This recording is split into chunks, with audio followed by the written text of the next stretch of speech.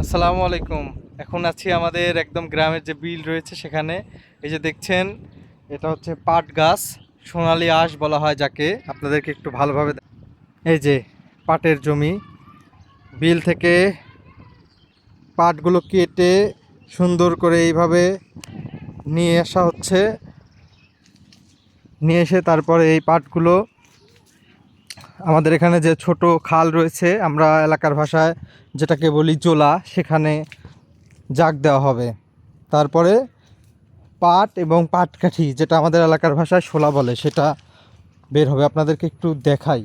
এই যে দেখুন কত সুন্দর পরিবেশ, আম বাগান, এদিকে লেবুর বাগান, আর আম বাগানের মাঝখান দিয়ে হেঁটে যাচ্ছে, আর এদিকে ছোট ছোট বাচ্চারা ফুটবল খেলছে। এই যে রাস্তার অবস্থা দেখুন, রাস্তার অবস্থা কিন্তু খুবই খারাপ, বৃষ্টির কারণে কাদা হয়ে গেছে। এর মধ্যেই পাটের যে বোঝাগুলো আছে সেগুলো কষ্ট করে নিয়ে আসা হচ্ছে। আর এইদিকে বাচ্চারা ফুটবল খেলছে। এই যে এটা হচ্ছে পাটকাঠি, যেটা আমাদের এলাকার ভাষায় শোলা বলা হয়। আর এই যে এখানে এটা হচ্ছে খাল বা জোলা, এখানেই পাটগুলো নিয়ে এসে জাগ দেওয়া হয়।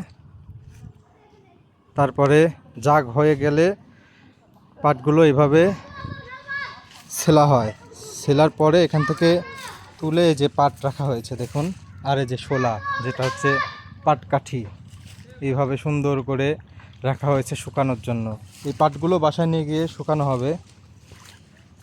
এই যে সব পাট, যে দেখুন কিভাবে কত যত্ন সহকারে পাটগুলো ছিলা হচ্ছে।